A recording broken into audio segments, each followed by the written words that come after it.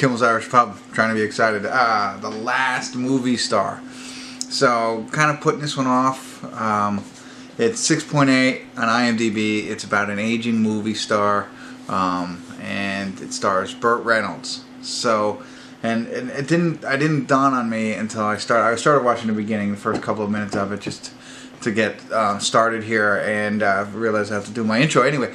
And you're seeing the beginning of a young Burt Reynolds coming out on a talk show, and you know, engaged. I'm like excited. I remember the Burt Reynolds from Smokey and the Bandit, you know, how great he was. And then Cannonball Run, he was also in Deliverance, but whatever. Those two movies, when I was a kid, were some of the greatest movies ever. Because as a kid, I played with matchboxes, and I loved cars and stuff like that. And you know, and Burt Reynolds was the guy's guy. I mean, he was the guy everybody wanted to grow up to be. Oh, that's who I wanted to be. I wanted to be as cool as Smokey and the Bandit, you know, as Burt Reynolds was in those two movies. You know, and they show him, and then they flip to him being old. And if you haven't seen him lately, he has aged. So, you know, it kind of touched my heart a little bit. It's hard to see him this way. I'm sure a lot of it's makeup, but he doesn't look like that. But this movie also stars Ariel Winter. That was my fault. I actually knew her name. Modern Family. Clark Duke.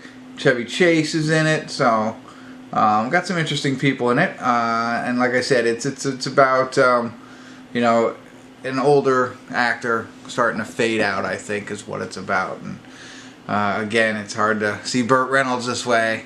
And if you haven't seen Cannonball Run, or if you haven't seen Smokey and the Bandit, please make sure you go out there and you check those two out, because they were fabulous films starring him. So he was also on Boogie Nights. I think he won an Oscar for that, but that was a little bit later in his career. Those are the two movies you should check out, so go check them out. But I'm going to get into this. Hopefully this will be good, heartwarming, and I'll really enjoy it, and you'll really be thankful that you watched this review. But I'll let you know in a little bit. Alright, see ya. Hey everybody, I want to do a quick check-in. We're watching The Last Movie Star, 49 at the 49:36 portion of the movie. Give you a quick update. So Burt Reynolds plays Vic Edwards, who was a young star, played in all these movies, and is now much older and fading away. He's friends with Chevy Chase, who's in Hollywood. He gets a letter from the International Nashville Film Festival, where they want to give him a Lifetime Achievement Award. So he debates going back and forth, and then Chevy makes him go, says you should go and accept the award.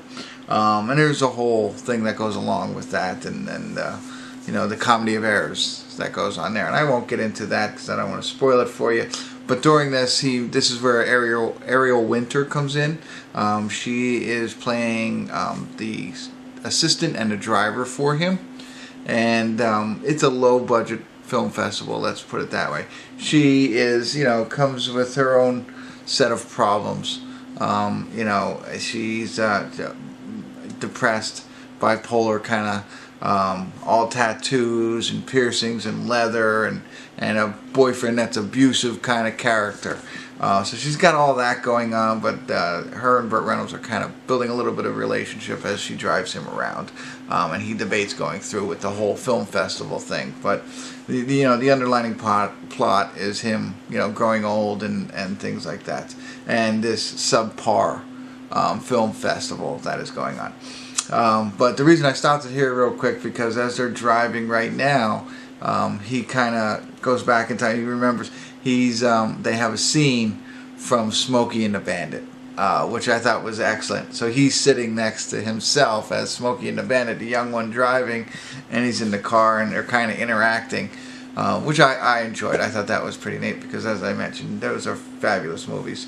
This one, not so much. Another one, The Longest Yard. Not the Adam Sandler remake, although Burt Reynolds was in that. That's not what I'm talking about. I'm talking about the original. That was another great Burt Reynolds movie. So far, not so much in this one. It's more depressing than it is, you know, enjoyable. But it's not over yet, so I'll get back into it, and I'll check in a little bit and let you know if it got any better or not. All right, see you in a bit. Hey everybody. We're at the credits of The Last Movie Star, and to sum it up, I'm going to have to recommend that you avoid this at all costs. I don't see any real reason to watch this movie. So normally I say, well, if you're a fan of maybe Burt Reynolds, if you're a fan of Burt Reynolds, do not watch this movie. It is very depressing. You know, it's about, you know, like, it's just about growing old. It just so happens that he's playing a movie star that is growing old and fading away, and they wrap it up. But it's Burt Reynolds, who is a movie star and is old. So it's too coincidental to enjoy. So it's about regret and all that kind of stuff, and all the things that go on, and just, you know, everything that you can think about. Very, very depressing movie. Majority of the movie is him and Ariel Winter on their little road trip, essentially, while he's going to this film festival, and the building of their relationship, which is somewhat endearing, but not worth enough of this movie. I mean, if you don't know who Burt Reynolds is, and you happen to be a fan of Ariel Winter, and you have absolutely nothing else to do, then maybe watch this. Otherwise, because it's really just them two that's in the whole movie, and she does a good job in the character she was given. I felt it was a good fit, good casting for her, as I mentioned how she was. So I thought they did a good job of casting her, and obviously Burt Reynolds plays Burt Reynolds. The only other redeeming value of this film is how they kept, I mentioned how they went back to Smokey and the Bandit. Well, they went back to Deliverance as well, and they showed him talking to him again. And it's neat how they did it. Like, he talks to him, and then the movie actually talks back to him. Whatever. But otherwise, too depressing for me. That's it. I don't know if I gave it a score. I was going to give it a 5. Might be leaning towards a 6. They tried to make it a little happier at the end, but not enough to overcome the other hour and 40 minutes of depression that this movie is. So it started out lighthearted and a little bit of comedy, trying the comedy, but it got lost on me. So you make the choice on your own. If you want to watch this type of movie, it's not my type of movie. If you're really, really happy and you need to come down, this is the one for you. If you're going through a midlife crisis, this is not one for you. If you're worried about growing old again, if you're a fan of Burt Reynolds, all avoid. I applaud for their efforts for what they did, and the actors and everything like that. It's just the story. Anyway, that's it. Kimmel's Irish Pub. Let me know what you think. Love to hear comments. Like the button. All that jazz. Thanks.